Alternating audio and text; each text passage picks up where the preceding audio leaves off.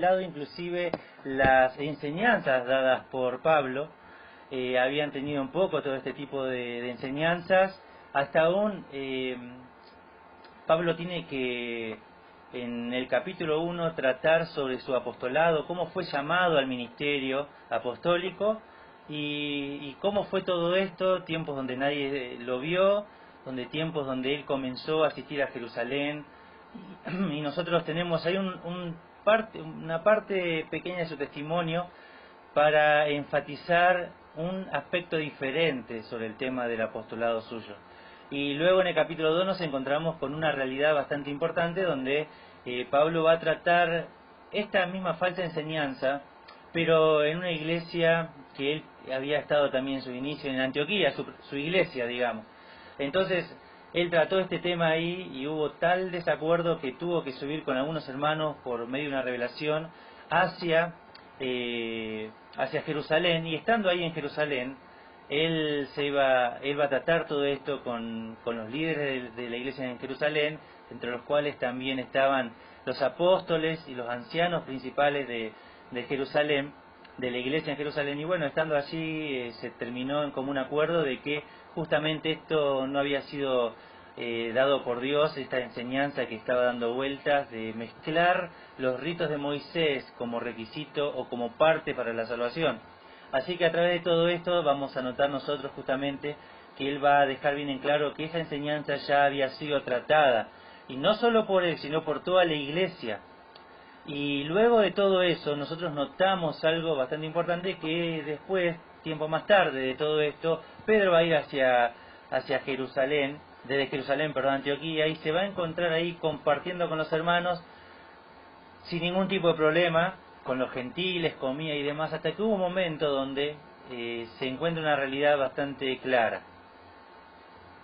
Había un grupo de hermanos que había venido de Jerusalén, y pronto ellos, junto con Pedro, van a hacerse aparte, ¿no? Se van a alejar de los gentiles, y a través de todo eso se va a generar una situación tensa nuevamente. Y viendo esta situación, Pablo tiene que confrontarlo, y lo va a confrontar públicamente delante de todos, la iglesia, de todos los que estaban ahí, y lo va a corregir porque no andaba conforme al Evangelio de Dios. Y luego de toda esa confrontación él va a arrancar este capítulo 3, y veamos justamente algo que hemos estado estudiando como iglesia. Dentro de la introducción y lo que estaba mencionando, hay 3 posibles eventos donde justamente esta carta pudo haber sido escrita, y tenemos datado en el primer viaje misionero, después el primero en el año 48, desde Corinto en el año 52, y luego hay otra opción desde Éfeso en el tercer viaje misionero entre el 55 y el 56, posibles lugares y situaciones desde donde él la estuvo escribiendo esta carta. Y como les citaba justamente un poco el resumen del capítulo 1 y capítulo 2, yo he tomado justamente el bosquejo de Gálatas, de Comentario Bíblico Portavoz, y ahí va a citar justamente en 5 puntos el saludo, la salutación, del capítulo 1, versículo 1 al 5, del 1 al 10 al 2:21, prácticamente todo el 2. Pablo defiende su derecho a predicar la libertad cristiana. Del capítulo 3 al final del capítulo 4 se nota la justificación por la fe como base de la libertad cristiana. Y en el 4 tenemos justamente en el punto 4, como lo da el bosquejo, la libertad cristiana en la práctica, del capítulo 5, versículo 1 hasta el 6:10. Y ya la conclusión de todo esto y últimos consejos del 6:11 hasta el final. Y bueno, justamente este comentarista va a citar que entramos en otra sección, en otra parte estamos entrando. Y notamos justamente que la justificación por la fe como base para la libertad cristiana, ¿sí? Y es la base justamente la fe. Y bueno, van a comenzar a hacer todo esto, digamos. Entonces notamos justamente todo esto, y vamos a darnos cuenta que tenemos una realidad a través de todo esto, ¿sí?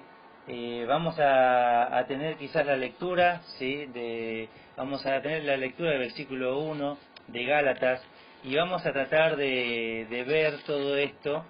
En Gálatas capítulo 3 notamos justamente esto que estamos hablando, y voy a tener la lectura del versículo 1 hasta el versículo 9, y les voy a pedir que me puedan acompañar con la lectura.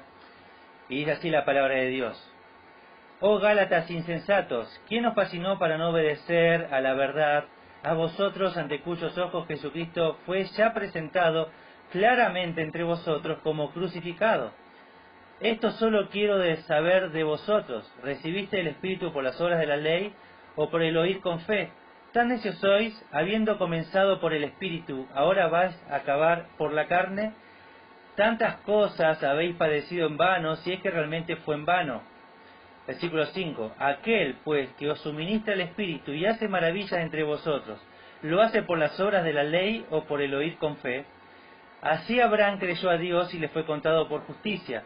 Sabed, por tanto, que los que son de fe, estos son hijos de Abraham. Y la Escritura, previendo que Dios había de justificar por la fe a los gentiles, dio de antemano la buena nueva a Abraham, diciendo: en ti serán benditas todas las naciones. De modo que los de la fe son bendecidos con el creyente Abraham. Así que bueno, acá vamos a tener justamente lo que vamos a ver de la justificación como base para la libertad cristiana. En el versículo 1, nosotros podemos ver esto y vamos a entrar en el tema. Y va a decir el versículo: oh Gálatas insensatos, y ahí tenemos justamente esta palabra, ¿sí?, de insensatos. Y nosotros tenemos que notar en esto algo completamente maravilloso que tiene que ver con esto. No va a mencionar que son hermanos en este caso, ¿sí? Y es algo bastante hermoso ver esto, porque ya para tratarlo de una forma dura, Pablo, ¿sí?, hay un quiebre en todo como el mensaje como venía. Así que en medio de todo esto no va a ser citado la palabra hermano, sino Gálatas, ¿sí? Y dentro de esto va a decir insensatos, y esta palabra Bain del Nuevo Testamento va a decir así: sí, significa carente de sentido, una indigna carencia de entendimiento. O sea, no que no tenían conocimiento, sino que carecían del entendimiento de estas verdades que habían sido puestas, ya habían sido enseñadas. Por lo tanto, lo que va a tratar de decir todo esto tiene que ver con algo bastante notable, ¿sí? El argumento que viene después es la base para llamarlo sin entendimiento de las verdades, del conocimiento. Así que a través de todo esto va a comenzar a hablarle justamente quién nos fascinó para no obedecer a la verdad. Y lo primero que va a decir en su argumento es: ¿quién fue? ¿Quién los llevó a ustedes desde el punto del conocimiento que tenían de la verdad escritural a un punto que los llevó lejos de obedecer la verdad? Ahora, en todo esto, ahí usa ¿quién nos fascinó? ¿Sí? Esa palabra era muy usada como para el tema de la brujería, de la fascinación, de cuando uno ve, por ejemplo, en la actualidad, el tema de ciertos magos que aparecen, y lo que hace es, quizás, cuando uno va mirando eso, dice: wow, ¿cómo lo hizo? ¿Qué fue todo eso? Y distrae el entendimiento. O sea, todo lo que estamos viendo, nuestro entendimiento queda completamente fascinado por lo que vemos. Nuestros sentidos son engañados a través de todo esto, ¿sí?, por una persona. Y acá Pablo va a llevarlos a un grupo de personas. Está bueno siempre poder identificar qué tipo de enseñanza o qué grupo de personas nos están dando algo, quién nos está fascinando. Porque si no entendemos qué es o quién es, no podemos argumentar en contra. Si no tenemos esa base de decir, bueno, esto creen ellos, o quién es el que enseña esto, no sabemos hacia dónde disparar, porque estamos sino dando como tiros al aire. Entonces, lo que va a decir justamente Pablo acá en su argumento es: ¿quién los engañó a ustedes? ¿Quién los llevó, ¿sí?, a abandonar esta verdad de la Biblia? Y bueno, acá en todo esto tenemos algo bastante importante. El obedecer a la verdad no es solamente para el momento de la salvación. La verdad está dada para el creyente también. Y debemos justamente vivir vidas en obediencia a la verdad de Dios. Inicia en un punto donde la persona conoce al Salvador, al Señor Jesús, y a través de todo eso comienza una vida de obediencia a esa verdad que entendió, porque el Evangelio es un sistema de creencias dado en la Escritura que no solamente es las buenas nuevas de salvación, sino es toda esa verdad. Y el conocer el Evangelio para salvación es la puerta de entrada, pero luego comienza toda una vida en obediencia a esa verdad que implica o comprende el Evangelio. Y acá en todo esto tiene que ver con quién los llevó a dejar estas verdades que ya sabían. Y ahí dice, a vosotros, a ustedes, ante cuyos ojos Jesucristo fue ya presentado claramente entre vosotros como crucificado. Ahora, en todo esto es bastante interesante mencionar esta palabra, a vosotros ante cuyos ojos. Y en todo esto nosotros vamos a notar algo, ¿sí? Puede ser de que haya una persona que siga cualquier tipo de enseñanza por afuera, que vemos iglesias de alrededor, vemos personas que siguen un montón de enseñanzas, enseñadores, personas que hasta aún han desaparecido de escena en este tiempo del coronavirus, personas milagreros, personas que realmente fascinan, ¿sí? Engañan a las personas, engañan el entendimiento con todo lo que dicen y desaparecen de escena en esta situación, porque no los ves ahora, en situaciones donde realmente deberían estar y demostrar que todo lo que ellos decían era verdad, era una oportunidad para demostrar que era verdad, lo que están mostrando que era la mentira, que era un engaño. Ahora, en todo esto dice, bueno, yo puedo entender justamente de que haya personas afuera que no sepan estas verdades. Yo puedo entender, dice Pablo, que hayan sido engañados otros, no hay problema en eso. Ahora, me parece raro y difícil de entender es que ustedes, habiendo sido enseñados con el verdadero evangelio, se hayan dejado llevar por las narices por estas enseñanzas falsas. Ahora, Jesucristo fue presentado delante de sus ojos, fue tan claro el mensaje dado de un Cristo crucificado, de un mensaje que se basa en la cruz, desde un sacrificio redentor como medio para la salvación. Y es raro que ustedes ahora abandonen eso que ya sabían y vayan detrás de ritos, de cumplimiento de cosas. Es algo completamente extraño que pase todo esto, porque ustedes han sido guiados a la verdad de Dios. Y acá en todo esto, nosotros tenemos que entender de que, como dije en uno de los primeros estudios de esta carta, el hecho de que una iglesia haya comenzado bien no significa que termine bien. O sea, porque la iglesia puede sufrir diferentes tipos de cambios a través del tiempo y eso es normal. O sea, uno entiende que la sociedad está en cambio y entonces formas de hacer el ministerio, la obra del Señor van cambiando y se van adaptando los tiempos y uno lo entiende a eso. Y vamos cambiando métodos, vamos cambiando un montón de estas cosas, vamos cambiando quizás principios, quizás puntos de vista en cuanto a determinados temas, pero algo que hemos dejado bien en claro a través de esta carta, que lo que no podemos cambiar nunca es la Escritura, es la base de lo cual nosotros nos basamos y lo cual creemos, mandamientos claros, doctrina fundamental, eso no puede cambiar. Estas doctrinas no pueden cambiar bajo ninguna circunstancia, ¿sí? Ahora, no obstante a eso, el mundo, ¿sí?, ha dado testimonio de que iglesias han comenzado bien, pero con el tiempo se han desviado, ¿sí? Puedo quizás mencionar una denominación que ha comenzado en el mundo entero en el año 1600, y que ha llegado a Argentina en el año 1800. Pero en el 1900, al final de 1900, se dejó influenciar por un movimiento carismático, por todo el tiempo de difícil quizás que lo han carecido de enseñanza sólida y abandonaron las bases, lo que la Biblia decía. Y hoy en Argentina, una de estas grandes denominaciones mundiales ya en Argentina se la entiende como parte de un movimiento carismático, ya no como fundamental o bíblica.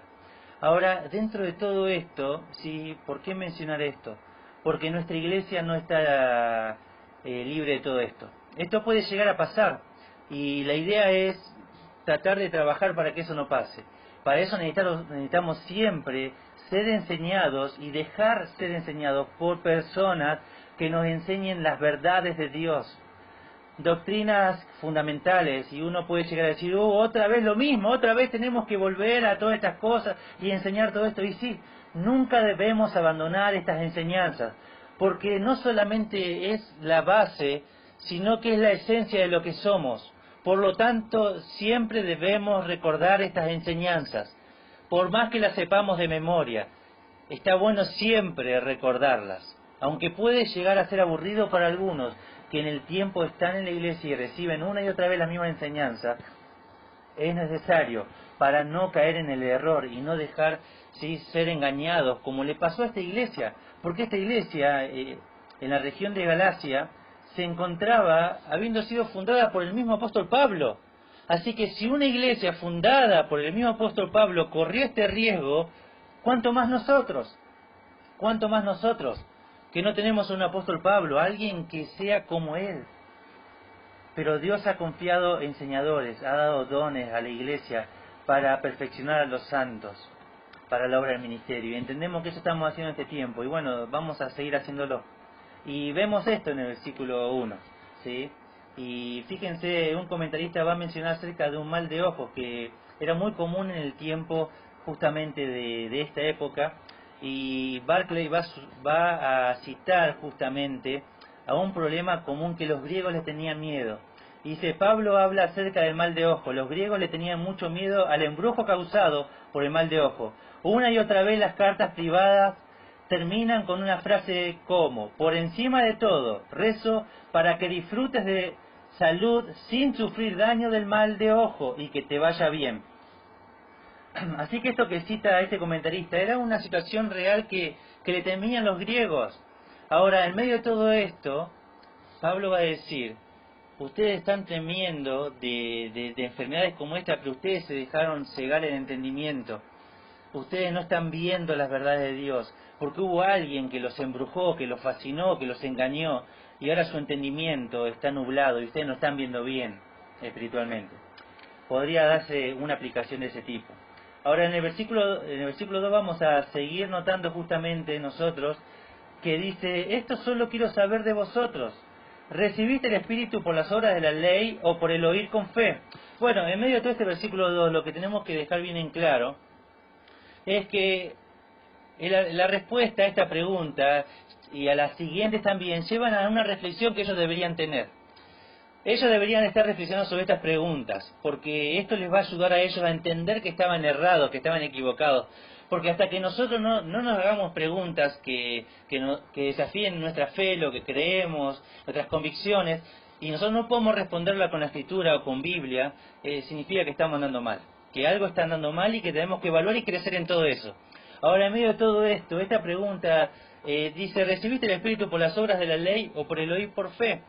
La respuesta obvia a toda esta pregunta es que lógicamente ellos, porque habla de vosotros este pasaje, o sea, justamente esta iglesia, habían recibido el Espíritu justamente por el oír con fe, por medio de la fe, no por las obras de la ley.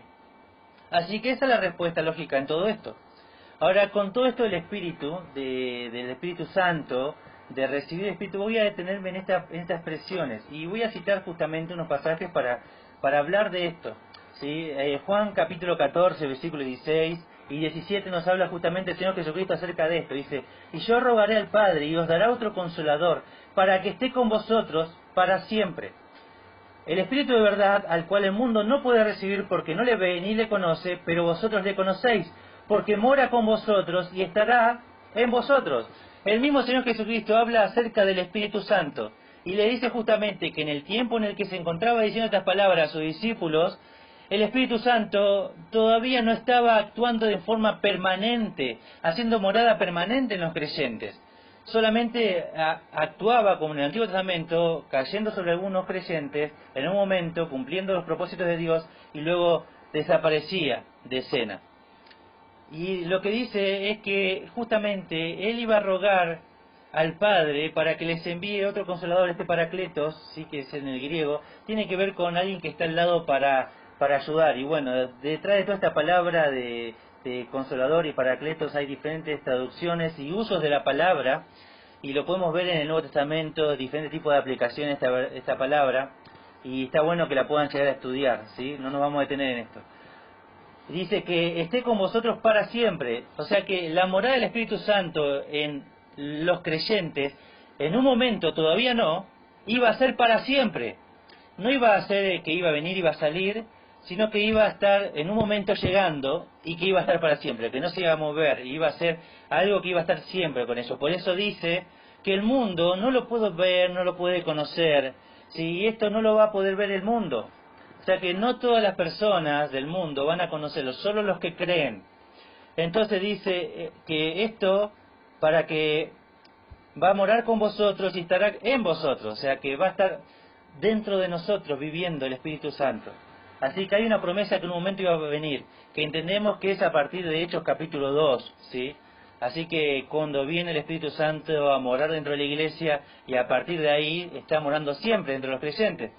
En Efesios 1:13 y versículo 14 también dice, en Él, o sea, en Cristo, porque viene hablando de Cristo, en Cristo también vosotros, habiendo oído la palabra de verdad, y ahí mismo concepto, que oyeron la palabra de verdad, el Evangelio, dice el Evangelio de vuestra salvación, y habiendo creído en Él, o sea, no solo se oye, sino que hay que creer en ese Evangelio, fuiste sellado con el Espíritu Santo de la promesa. Ahí dice que fuimos sellados, ¿cuándo? En el momento de creer. En el momento de creer fuimos sellados. Desde ese preciso momento lo que Jesús dijo va a estar para siempre. En el momento que la persona cree, el Espíritu Santo comienza a vivir en el creyente. Y acá es para siempre. Por eso dice el versículo 14 que es las arras de nuestra herencia hasta la redención de la posesión adquirida para alabanza de su gloria. Así que mientras estemos en este mundo, los que hemos creído vamos a tener el Espíritu Santo morando en nosotros. Y esto nos ayuda a entender que justamente esto del Espíritu Santo va a ser aquel que nos va a acompañar siempre. El Espíritu Santo va a ser que nos va a tener un ministerio en nosotros. Nos va a guiar a toda la verdad, va a ser el mejor maestro de la Escritura, ¿sí? El Espíritu Santo. El Espíritu Santo cuando estamos pecando se va a contristar, por eso dice justamente que no debemos contristar al Espíritu Santo. Que nuestra vida no debe ser controlada por la carne, por los deseos, por los pecados, sino que justamente el Espíritu Santo nos va a ayudar a vivir vidas plenas en Dios, en santidad. Pero Romanos capítulo 8, versículo 9, hay otra verdad acerca del Espíritu Santo que ya le hemos enseñado, pero quiero darla justamente para personas que están sumando a todo esto. Dice, mas vosotros no vivís según la carne, sino según el Espíritu, si es que el Espíritu de Dios mora en vosotros. Y si alguno no tiene el Espíritu de Cristo, no es de él. O sea que hay personas que realmente pueden llegar a decir que no tienen el Espíritu de Dios en un momento de su vida. Puede pasar esos casos. Puede ser personas que se han dejado enseñar por mala enseñanza, creyentes realmente, pero que como la situación a los Gálatas, se dejaron influenciar por falsa enseñanza. Y están diciendo que el Espíritu Santo viene y se va, viene y se va, viene y se va. Y la Escritura no dice eso. La Escritura dice claramente que si una persona, un creyente, dice o no tiene el Espíritu, no es de Dios, no es salvo, no es creyente. Porque fuimos sellados con Él en el momento en el que creímos y Jesús dijo que iba a morar con nosotros para siempre. Por lo tanto, el Espíritu Santo va a estar con nosotros siempre. Y uno puede llegar a decir, bueno, pero hay personas que escucho predicadores que dicen que hay que orar para el Espíritu, para que venga el Espíritu, para que esté entre nosotros, para que obre milagrosamente, para recibir la unción del Espíritu Santo. Y déjame decirte que eso no es bíblico. Déjame decirte que el Espíritu Santo ya está en nosotros. No tenemos que pedirle que viva en nosotros porque ya está viviendo en nosotros en el momento que creímos. Por lo tanto, puede haber personas que digan esto, Pero la verdad de Dios dice otra cosa. Dice que el Espíritu Santo mora en nosotros los creyentes, para siempre, mientras estemos en este mundo. Por lo tanto, ¿sí?, desechemos toda enseñanza que esté en desacuerdo con esta verdad escritural y aferrémonos a ella. Ahora, claro que hay personas que están diciendo a un espíritu que venga, y puede ser que están pidiendo un espíritu que venga, pero ese espíritu que están llamando no es un Espíritu Santo, no es el Espíritu Santo, no es Dios. Están invocando a otro ser, a otro espíritu. Entendemos justamente de que como una de las estrategias del enemigo para alejar a los creyentes o guiar al mundo al error es justamente que el mismo Satanás se disfraza como ángel de luz. Por lo tanto, dice que también sus ministros se disfrazan como ángel de luz. Por lo tanto, va a haber muchos predicadores que van a estar hablando acerca de venir un Espíritu Santo, y ese Espíritu no va a venir. Pueden venir otros espíritus, y hay que tener cuidado con eso, porque se puede invocar espíritus que anden dando vueltas por ahí. Personas que no tienen el Espíritu de Cristo, personas que no son creyentes, pueden pedir a un espíritu que venga a vivir en ellos, y no es el Espíritu Santo. Y entrarían serios problemas ahí en la vida de esta persona, porque estaría invocando un espíritu que no es el de Dios. Así que debemos tener cuidado con estas enseñanzas, con estos predicadores. Debemos evaluar todo esto en base a la Escritura. Ahora, mirando el tema del Espíritu Santo, también hay otra parte que debemos mencionar. Dice, recibiste el Espíritu, y luego usa la expresión el oír con fe. Ahora, en medio de todo esto, debemos ver justamente algo. Realmente nosotros vamos a recibir. Hay una parte donde dice que nosotros recibimos esto, que no es nuestro, que viene de afuera y que viene a nosotros en el momento en el que creemos. Entonces dice recibiste, en la parte humana, ¿sí? Nosotros recibimos el Espíritu, ¿sí? En ese momento no entendíamos nada, en ese momento no entendíamos estas verdades, solamente creímos, y en el momento de aceptar el mensaje de Dios, hemos en ese momento recibido el Espíritu Santo. Y bueno, lo que debemos considerar en medio de todo esto, ¿sí?, es que nosotros a veces para que las personas podamos tener un registro, un seguimiento, ver su interés en visitarlo y demás, nosotros lo que hacemos muchas veces es, o sea, nuestra denominación, ¿sí?, está muy acostumbrada a hacer que la persona repita una oración. Y bueno, justamente con el objetivo de esta oración de ver si la persona está interesada o no, si quiere recibir una visita, y que luego nosotros podemos visitarle a través de un discipulado, una visita, podemos realmente con la Biblia en mano, con más tiempo ahí y demás, podemos quizás indagar si fue salvo o no, si entendió el mensaje o no, y predicarle el Evangelio y buscando que la persona reciba ese Evangelio. Y eso nosotros lo hemos hecho. Y lo seguimos haciendo, y no hay un problema en esto, pero hay un problema en un mal uso de esto. Es cuando personas con buenas intenciones, creyentes con buenas intenciones, llevan a una persona a repetir una oración y toman eso como que ya es salva la persona. Bueno, ahí estamos en un problema grande, ¿sí? Ahí estamos en un problema grande, porque justamente tenemos que considerar si realmente el mensaje que dimos fue el correcto. Voy a mencionar algo de lo cual vamos a tratar de evaluar y pensar juntos en cuanto a todo esto. Y hay formas no recomendables de predicar el Evangelio sin lo esencial, sin lo fundamental. Voy a mencionar lo primero, es a través del testimonio, ¿sí? Esta persona solo cuenta su testimonio de cómo Dios lo liberó o lo libró de su vida de pecado y lo hace orar. Cuenta lo bueno que es ir a la iglesia y habla de todas estas cosas y lo llevó a orar, así simplemente. Y entonces ahí entramos en un problema. Si la persona simplemente le cuenta el testimonio y lo lindo que fue y cómo Dios lo libró, y solamente hace eso y lo hace orar, es una forma no recomendable. Ahora luego voy a explicar por qué está incompleto eso, porque no tiene lo esencial, lo fundamental. Hay otra forma incorrecta de hacerlo, a través de herramientas, métodos evangelísticos. Si usan un método evangelístico como el cubo o el librito sin palabra para niños, sin dar versículos y enseñarlos, o que el oyente reflexione y lo hace orar.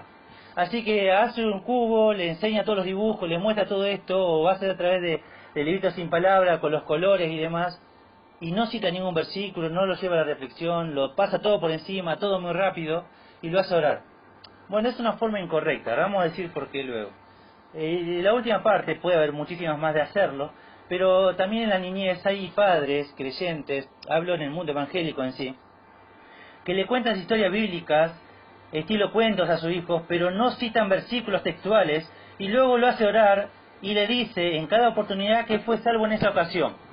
Y ahí entramos en otro problema. Cuando los padres, al igual que un predicador, le va a dar por sentado a alguien que es salvo, ¿sí? Y esta persona le contó historias bíblicas, fueron narradas y demás, pero lo hicieron de una forma incorrecta.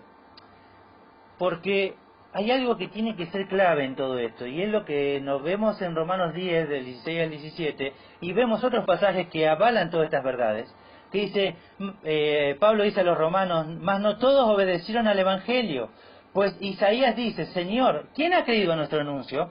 ¿Qué anuncio? El Evangelio, las buenas nuevas. Así que la fe es por el oír, y el oír por la palabra de Dios. Por lo tanto, lo que debemos entender es que sin importar los métodos, sin importar el testimonio, sin importar historias que podamos llegar a contar, por más lindas que sean de la Biblia, siempre lo que debe predominar es la palabra escrita de Dios. No importa que no mostremos algo en la Biblia, lo importante es citarla textualmente, Dios lo dijo.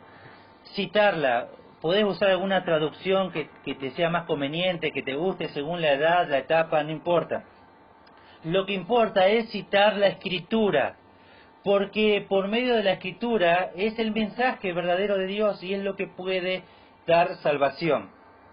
No son dibujitos, no son imágenes, no son frases, frases de un predicador famoso. No, es la palabra de Dios, porque dice que ese anuncio, ¿sí?, es el Evangelio, ¿sí?, y ese Evangelio es el que está dado a los hombres, y por medio de dar ese mensaje, y que ese mensaje lo escuche la persona, es que viene la fe para salvación. Entonces puso una frase acá que dice justamente así, el poder de Dios para salvación no está en el mensajero, sino en el mensaje. El poder de Dios para salvación no está en el mensajero, sino en el mensaje. Así que el mensaje es lo importante, no importa el mensajero, importa el mensaje, porque solo Dios puede salvar. Entonces es importante que transmitamos su mensaje, tal como Él lo ha dado. Así que si uno dice eso, si uno da ese mensaje, no hay problema en que con bastantes versículos de la palabra, a través de todo esto, ¿sí?, la persona puede, ¿sí?, entender esto para salvación, pero es solo por medio de la Escritura. Así que lo que voy a dar a continuación es el versículo 3. Vamos a continuar con todo este pasaje, y nos dice así, tan necios sois, habiendo comenzado por el Espíritu, ahora vais a acabar por la carne. Y en este versículo 3, yo quiero ver justamente que la palabra necio es la misma palabra que en el versículo 1 traducido como insensato, ¿sí? Así que lo que vamos a ver en medio de todo esto es que Pablo va a seguir tratándolos duramente. A partir de todo esto, lo que debemos entender es que Pablo estaba completamente indignado. Pablo estaba completamente indignado por cómo estos hermanos se dejaron influenciar. Entonces, completamente indignado le va a hablar a ellos. Y va a decir palabras muy duras. Necio. Ahora, cuando vemos esta palabra, lo que tenemos que nosotros tratar de entender lo que se está transmitiendo con el pasaje es la indignación de Pablo por algo tan obvio que era para todos ellos como lo era para Pablo. Así que lo que le va a tratar de decir es esto, y me gustaría que veamos justamente primero lo que genera la reacción de Pablo al oyente. Pensemos esto, pensemos justamente si vos fueras un oyente, ¿sí?, y si, digamos, vos sos parte de la congregación del Vivero y yo como tu autoridad, como tu pastor, voy a tratar de decirte algo y te voy a enseñar algo y te voy a confrontar con una verdad de Dios. ¿Y qué pasa si después de muchas veces hay un momento donde la confrontación que yo te doy sea algo similar o un sinónimo de necio, de tonto, y yo te trato de esa forma? ¿Cuál sería tu reacción? Bueno, para que nos pongamos en el lugar de los Gálatas y entendamos esto, ¿sí? Voy a dar unos 3 ejemplos en cuanto a esto. Hay personas que son muy sensibles o hipersensibles de esta congregación. ¿Qué pensarían si yo los trato de esa forma? ¿Cuál sería su reacción si hay personas que son sensibles y escuchan esto? O a un predicador o a su propio pastor hablar de esta forma, con este tono. O sea, hay personas que son orgullosas en esta congregación, diríamos, ¿no? ¿Qué pensarían si yo los tratara así? La persona que es orgullosa, ¿qué pensaría si yo lo trato de esta forma? ¿Cómo lo vería? ¿Cómo recibiría este mensaje? Otro grupo. Hay personas que son muy abogados, le puse, defensores de los pobres, ¿sí? Que escuchó, que vio una escena, que sabe de algo, en una situación bastante dura como la que estoy citando, y lo ven en esta congregación. ¿Qué pensarían si yo trato así a otro creyente? ¿Qué dirían estos abogados, estos defensores de los pobres? ¿Cómo recibirían esto? Bueno, saben que lo más común es que un síntoma de inmadurez es que nos desenfoquemos en el mensaje y nos concentremos en la forma. Y es ahí donde entramos en problema. Porque imagínate los Gálatas, si se desenfocaban y decían, no, ¿cómo Pablo me va a tratar de esta manera? Y no comienza a escuchar el mensaje, estarían completamente mal y errados. Y así como criticarías a los Gálatas, permitime decirte que tengo que criticarte a vos y tengo que hacer una autocrítica en cómo muchas veces yo me puedo llegar a ofender por cómo alguien me dice algo y me termino desenfocando del mensaje y me enfoco en la forma que me trató el mensajero. Completamente lamentable, porque me voy a perder de lo importante de ese mensaje. Y en el tiempo presente, tan afectados por tantas filosofías, por tantos derechos humanos, que tengo derecho a esto, que tengo derecho a lo otro, ¿cómo te va a tratar así? Me dijo de esta forma. ¿Cómo nos ha engañado el sistema? Porque la autoridad de Pablo no se desacredita por tratarlo de esta forma. En algunas cartas se nota que Pablo es duro. Nunca lo es de esta forma. Solo en esta de todas las cartas que tenemos se lo nota de esta forma. Si en otra trató duramente, sí, pero en esta se lo nota pero más todavía, más duro. Ahora, no desacredita la autoridad de Pablo. Tampoco desacreditó al Señor Jesús cuando entró al templo y comenzó a revolear todo lo que estaban haciendo el negocio en la casa de su padre. Que entró en el templo y empezó a tirarlo de la mesa de los cambistas y haciendo estragos ahí, soltando los animales y demás, tirando latigazos para todos lados, y no se desacreditó su autoridad. Por lo tanto, nosotros no debemos, ¿sí?, desacreditar a autoridades, a personas, si en algún momento estas personas, después de tanta insistencia, se ponen más duros. Así que no desacredita todo esto a esta autoridad. Tampoco desacreditaría a un padre que después de tantas veces decirle a su hijo sobre un tema, en una vez se lo diga bastante firme. Eso no lo desacreditaría como padre. Ahora, sí lo desacreditaría a este padre, a este pastor, a esta autoridad, si esto es algo constante. Si esta persona continuamente se está enojando y está a los gritos, está tratando mal a las personas y está tratándolo de necios, de tontos todo el tiempo y menospreciando, ese ya es un problema. Ya está ligado a pecados que debemos abandonar como creyentes, ¿sí?, que tienen que ver justamente con el enojo, la ira, la gritería y demás. Pero por algún momento que esto pase no lo desacredita. Así que no desenfoquemos la mirada del mensaje, porque el mensaje es lo importante. Cuando una persona se te acerca a confrontarte con una verdad, no pongas la mirada en cómo lo dijo. Después se puede trabajar, se puede ayudar a ese hermano a que lo diga de otra forma, pero no te desenfoques en el mensaje, porque te va a ayudar a crecer. Y a mí también. Versículo 4, veamos. ¿Tantas cosas habéis padecido en vano? Si es que realmente fue en vano. Y la respuesta a esta pregunta es, ¿sufrieron vanamente ustedes cuando recibieron el mensaje y tuvieron que sufrir por la fe, por lo que creían? Y la respuesta es, no, no fue en vano. Lógicamente que esto no fue en vano. Sabemos, 1 Corintios capítulo 15, versículo 58, que nuestro trabajo en el Señor no es en vano, dice Pablo. Entendemos eso. Entendemos juntamente verdades de que Dios, ¿sí?, no es injusto en Hebreos, menciona esto, que no es injusto para olvidar el trabajo de amor que nosotros hemos hecho. Dios no lo va a olvidar, no es injusto cuando lo hacemos en su nombre o por causa de Él. Así que lo que debemos entender a través de todo esto es que no hay una claridad en cuanto al tema de los padecimientos, cómo fueron. La Escritura no habla de eso. Ahora, lo que sí se nota es que padecieron.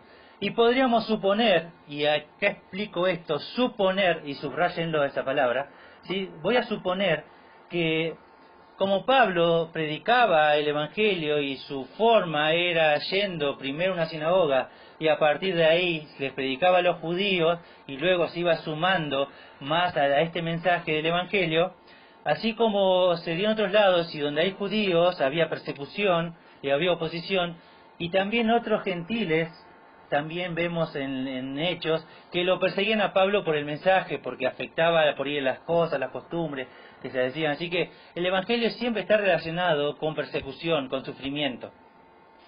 Así que no sería nada raro que algo de esto hubiese pasado. Ahora, no podemos citarlo, solo entendemos de que ellos padecieron habiendo, ¿sí?, recibido este mensaje del Evangelio. Y no fue que ellos padecieron por los ritos de Moisés, sino que padecieron por haber recibido el Evangelio que Pablo les predicó.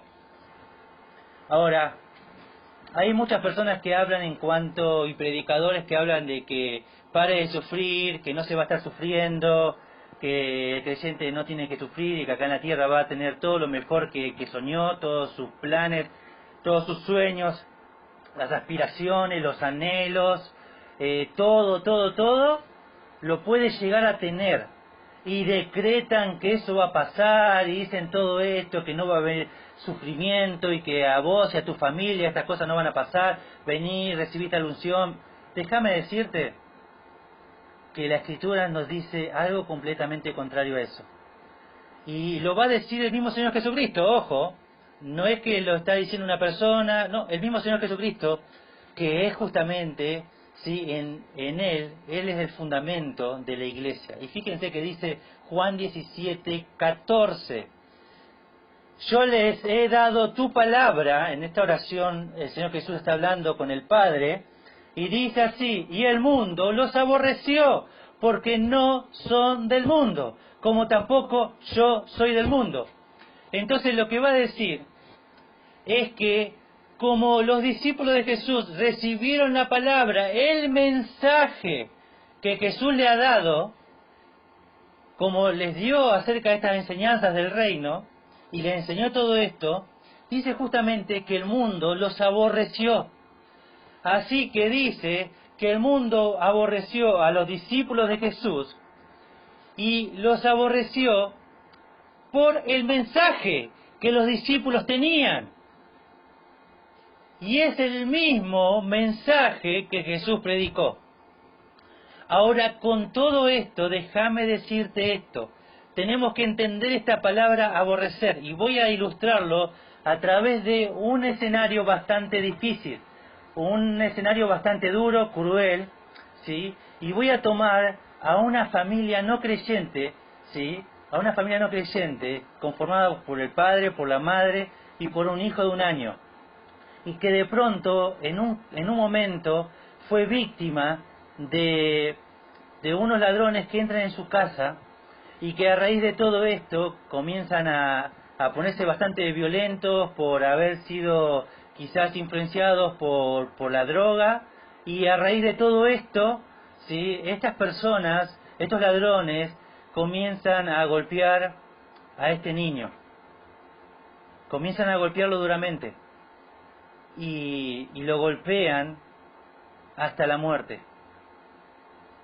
Y después de irse como si nada estos ladrones, estos padres quedan completamente desgarrados, con un dolor completamente profundo al haber presenciado un evento rotundamente traumático para sus vidas.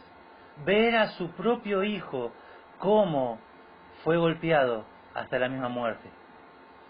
Y cómo estos corazones completamente desgarrados tienen que llevar a enterrar a su propio hijo de 1 año, una pequeña criatura. Ahora imagínense de pronto estos padres viendo de pronto en un momento por la calle a estos mismos ladrones que se convirtieron en asesinos de su hijo. ¿Qué piensan ustedes que sentirían estos padres? ¿Qué harían en el corazón de esta madre? La respuesta a esto es aborrecer. Esta madre aborrece a estos asesinos desde lo más profundo de su corazón. Y esa es la palabra que Jesús está usando. Y dice que el mundo aborreció a Jesús. Y por más que Jesús dio un mensaje completamente maravilloso, un mensaje que traía buenas nuevas, salvación, un mensaje que estaba acompañada con señales mesiánicas que lo apuntaban a él como el Mesías, los mismos que estaban presenciando esto, muchos de ellos lo aborrecían y se acercaban con preguntas para tentarle. Y ellos lo aborrecían a Jesús. Y como Jesús ya no iba a estar más en este mundo, iba a estar sus propios discípulos que tenían este mismo mensaje, ahora el mundo iba a aborrecer a sus discípulos. Así que ese mensaje es el que te estoy predicando ahora. Y es ese mismo mensaje que cuando nosotros le damos a una persona, a un compañero de trabajo, a un vecino, a un compañero de estudio, a un profesor, a un docente, cuando le estamos hablando a una persona adinerada, nos va completamente a aborrecer, por más cosas buenas que hagamos. ¿Por qué? Porque no nos aborrecen a nosotros, sino el mensaje que transmitimos. Es el mismo mensaje que Jesús dio, donde apunta y señala la inmundicia de su pecado, donde le dice con la Escritura que él merece ir al infierno, que él no puede ir al cielo por sus propios medios, que esta persona tiene un cartel de condenado por cuanto todos pecaron y están destituidos de la gloria de Dios, y que esa paga del pecado es la muerte, la separación eterna de esa alma, de estar y gozar en la presencia de Dios por toda la eternidad. Y ese mensaje que lo señala a él como un pecador, como un adúltero, como un mentiroso, como un quizás aborrecedor de lo bueno, como un adúltero, como un fornicario, que lo va a señalar como alguien que continuamente quiere hacer lo malo, esa persona no quiere ese mensaje. Y es un mensaje que no solo habla de esa realidad, sino de una realidad superior a esa. Que a pesar de eso, vio Dios nuestra incapacidad y envió a su Hijo unigénito, a Jesucristo, para que todo aquel que en Él crea no se pierda, sino que tenga vida eterna. Y ese es el mensaje glorioso que estamos predicando. Que a pesar de la inmundicia de nuestro pecado, a pesar de estar muertos en delitos y pecados, Él nos puede dar vida por medio de la fe en el Hijo, creyendo en una obra completa, de una muerte, de una resurrección, de un Dios que está vivo y que hoy quiere perdonarlo. Y que ese mensaje es un mensaje transformador y que transformó nuestras vidas y que quiere hacerlo con Él también. Y que solo es necesario creer y que no se necesita más nada que solamente creer y recibir ese mensaje. Y es ese mensaje que el mundo aborrece. Por lo tanto, cuando vos estás predicando, las personas se van a cerrar la puerta, cuando estás sufriendo por causa del nombre, acordate que el que quiere vivir justa y piadosamente en este mundo, le dijo Pablo a Timoteo, le prometió algo, padecerá persecución. Así que cualquier tipo de enseñanza que te van a decir que todo te va a salir bien, que te va a ir bien en la vida y que te van a decretar y que te van a ungir, que te van a decir un montón de cosas, está en desacuerdo con la Escritura. Porque siempre el Evangelio está relacionado con el sufrimiento, con el padecimiento, por algo completamente más sublime que lo terrenal, que es lo eterno, la gloria eterna, de estar para siempre con Dios, disfrutando, alabando al Dios vivo y verdadero, aquel que dio su vida en rescate por nosotros. Así que esta verdad nos va a sumergir en justamente esto que estamos hablando, de que siempre el Evangelio está relacionado con el sufrimiento. Así que este sufrimiento no era por haber seguido los ritos mosaicos para la salvación, no era por seguir la corriente de este mundo, sino que era justamente por el Evangelio que Pablo le había predicado. Y acá lo que nosotros vemos justamente es algo que es completamente maravilloso. Vamos a ver en el versículo 5, ¿sí? Hay algo que está diciendo en el pasaje acá, dice: aquel pues que os suministra el Espíritu y hace maravillas entre ustedes, entre vosotros, ¿lo hace por las obras de la ley o por el oír con fe? La pregunta de esto, ¿sí?, es: ¿quién hace, quién suministra? Es Dios. Más allá de que puede ser una persona específica de la Trinidad, ¿sí?, tenemos que entender que es Dios.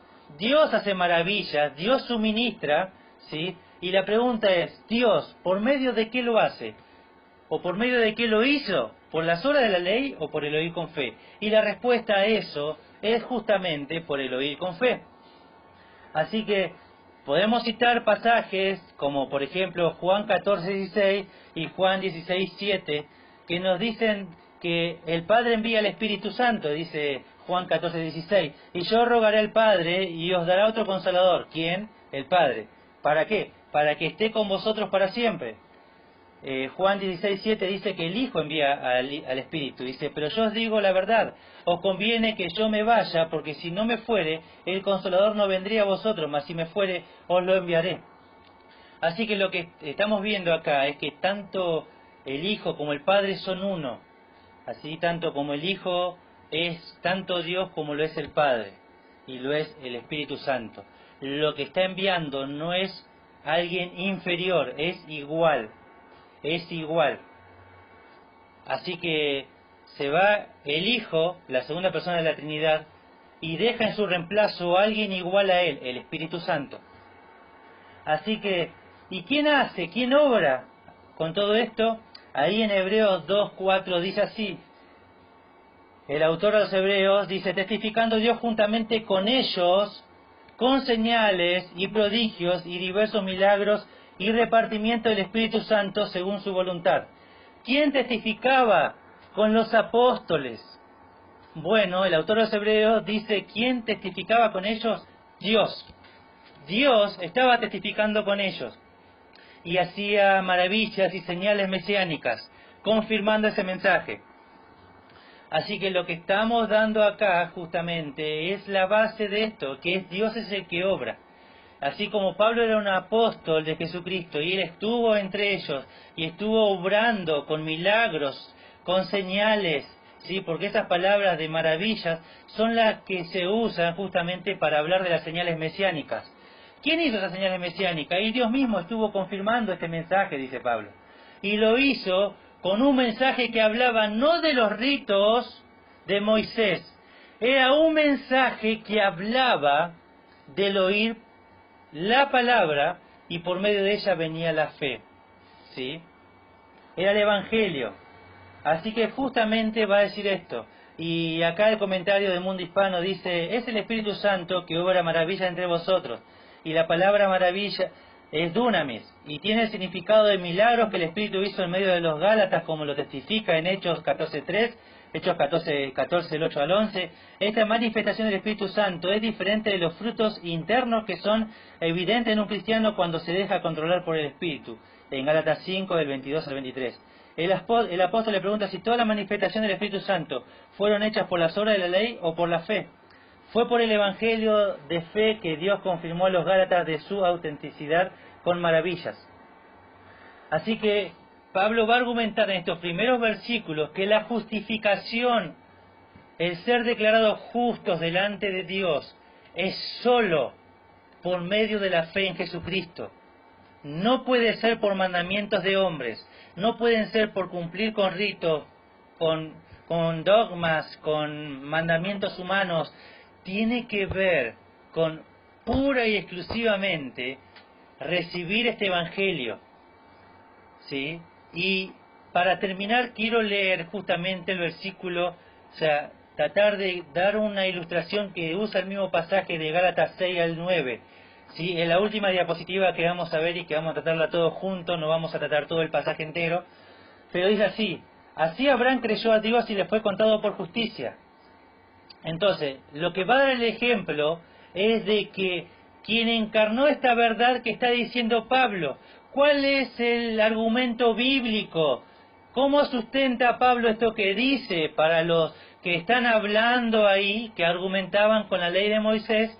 Bueno, Pablo va a citar el Pentateuco, va a citar Génesis, y va a decir que así también, como estoy hablando que pasó con ustedes, también lo vivió Abraham, que también le fue contado por justicia, su propia fe. No había mandamientos dados por Moisés, no existía Moisés, Moisés vino cientos de años después, por lo tanto, esta fe no está sujeta a la ley, está sujeta a creerle a la palabra escrita de Dios. Y luego el versículo 7 dice: saber por tanto que los que son de fe, estos son hijos de Abraham. Así que, lo que debemos entender, que aquellos que a través del tiempo ejercieron una fe como la que tuvo Abraham, de creerle a Dios, a su palabra, a su mensaje, se convierten en descendencia de Abraham. Así que toda aquella persona que cree de la misma forma que lo hizo Abraham, son descendientes suyos. Versículo 8. Y la Escritura, previendo que Dios había de justificar por la fe a los gentiles, dio de antemano la buena a Abraham diciendo: en ti serán benditas todas las naciones. Así que lo que vemos acá es justamente algo bastante claro, que la Escritura se le va a dar, sí, igual valor a lo de Abraham, como a lo que pasó en Génesis, como lo que pasa acá. Dice, Dios sabía que iba a justificar a todo el mundo, a todas las etnias, a todas las familias del mundo, y lo iba a hacer a través de Abraham. A través de él iba a empezar una descendencia que iba a creer igual que lo hizo Abraham. Entonces, como Dios sabía que iba a hacer esto, le dio esta buena noticia a Abraham, como una recompensa a su fe, que a través de ese ejercicio de fe y que fue declarado justo, también los que creyeran como él serían declarados justos. Y sería no solamente a una nación, sino a todas las familias de la tierra afectaría esto, a judíos y a no judíos. Así que lo que entendemos acá es de que esta escritura está siendo la base de lo que Pablo les había hablado ya anteriormente. Versículo 9. De modo que los de la fe son bendecidos con el creyente Abraham. Así que toda persona recibe las bendiciones al igual que lo hizo Abraham por medio de creer por la fe. Así que si vos, escuchando este mensaje, te das cuenta de que tu base no está en haber creído en Él, tu base está en lo que dijo algún padre, algún predicador, alguna persona, y no está basada en la fe del Hijo de Dios, es el momento que puedas indagar. Te invito a que en un momento del día puedas evaluar, puedas meditar. Si vos estás mirando hacia atrás, mirando a tu salvación, y vos decís, no, realmente, a mí realmente tal persona me dijo que soy salvo de tal momento, pero yo no me acuerdo muy bien de ese momento. Entonces, si vos no te acordás, si vos no sabés, déjame decirte que es momento de reevaluar tus bases y ver justamente, antes de que edifiques, si Jesucristo es la base de tu salvación. te invito a que, por más creyente que seas, que vengas a una iglesia bíblica misionera o cualquier iglesia, o que estés escuchando esto, y no hayas puesto tu fe en el Hijo de Dios, y no recuerdes eso con claridad, y no estás seguro de eso, que en algún momento del día puedas reconocer tu condición delante de Dios y puedas pedirle a Dios el perdón de tus pecados, creyendo que Él tiene poder para perdonar tus pecados y limpiarte de toda maldad, creyendo que la sangre de Jesucristo, el Hijo de Dios, tiene el poder de limpiar tu pecado, por más profundo que sea, por más profundo o bajo que pueda llegar a ser ese pecado, Dios puede perdonarlo. No hay ningún pecado que Dios no haya perdonado en la cruz. Por lo tanto, te invito a que investigues, que indagues en tu fe.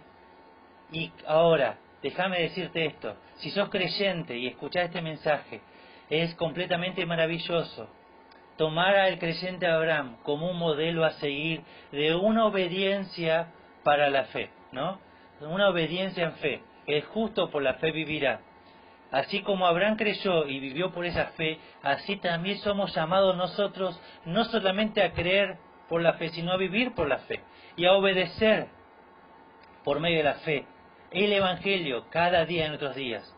Por lo tanto, recordad, no tenemos que saber todo para obedecer. Abraham no entendió todo lo que le dijo Dios. Él no entendió todas las cosas que implicaba el plan. Dios le va a dar simplemente un pequeño detalle de lo que implicaba su plan, pero solamente eso. Abraham no entendía la magnitud de todo lo que implicaba eso, y que su promesa llegaba hasta nuestros días y que iba a trascender nuestros días. Así que Abraham no entendía todo esto, pero él obedeció, y él salió sin saber a dónde iba. Por lo tanto, nuestra fe debe ser así. No, cuando Dios está pidiendo algo, cuando Dios te está hablando, no esperes a entender todo. No esperes a entender todas las cosas. No somos llamados a entender, somos llamados a obedecer lo que Dios dice. Así que déjame decirte que este es el mensaje de Dios en esta mañana. Y que quiero terminar de esta forma. Y quiero invitarte a orar para terminar. Tengo el estudio grabado en este momento, el audio, y ya llevo un minuto.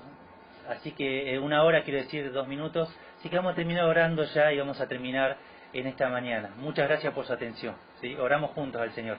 Dios, te damos gracias por tu palabra, gracias porque es expuesta, porque nos hace bien, nos ayuda, y porque podemos, por medio de ella, Señor, ser realmente cimentados en la verdad tuya. Y gracias porque el recordar estas verdades nos ayudan a estar seguros de dónde estamos, de lo que creemos. Te ruego una vez más, Señor, para que tu palabra pueda ser aplicada a nuestras necesidades, que puedas bendecir cada familia que ha escuchado este mensaje en este momento y las personas que lo van a escuchar en el tiempo. Gracias te damos por todo. Bendice tu palabra, te damos gracias. En el nombre de Jesús, amén. Bueno, gracias a todos por la atención, gracias a todos por acompañar en esta mañana este mensaje. Y vamos a terminar justamente este tiempo juntos, dando gracias realmente a Dios. Alabamos el nombre de Dios porque Él es bueno siempre, siempre es bueno, y sin importar lo que nos toque vivir, Él siempre sigue siendo bueno. Él siempre está obrando, Él actúa siempre soberanamente a través de todas las situaciones que nos tocan vivir. Y Él torna todas las cosas que nos tocan vivir para bien. No importa qué cosa hayas pasado en tu vida, no importa qué cosa estás pasando hoy, Dios quiere ser glorificado en todo esto. Empecemos a mirar todas las situaciones que nos tocan vivir a través de los ojos de la soberanía de Dios, para que a través de todo esto veamos su propósito y veamos que Dios quiere ser glorificado a través de todo esto. Y demos con nuestras vidas gloria a Dios con cualquier situación que nos toque vivir. Bueno, muchas gracias por todo, que tengan un excelente día, que sigan disfrutando de este hermoso día del Señor. Dios las bendiga, y nos estamos viendo, Dios mediante, el próximo domingo, una transmisión en vivo, ¿sí? Espero poder arrancar en horario, ¿sí? Así que bueno, muchas gracias, bendiciones, chao, chao.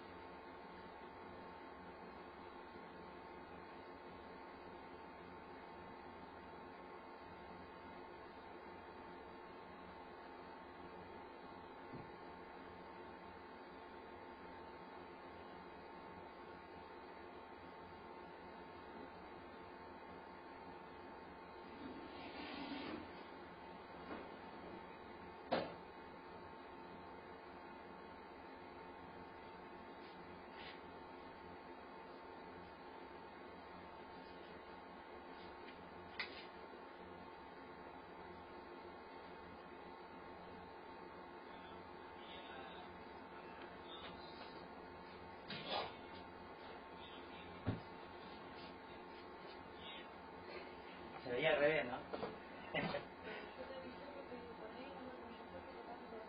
Bueno, eso tendría que verlo para la próxima. Vos estabas del otro lado, sí.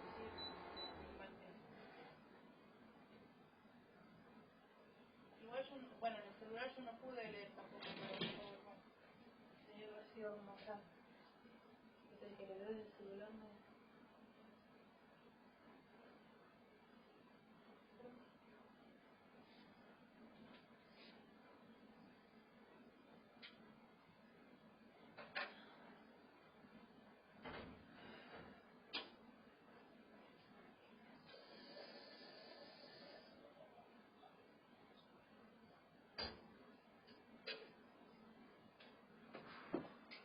Me morí de calor, tenía que haberlo puesto más bajo el aire. Me tiraba calor esto todo el tiempo. No me di cuenta. Bueno.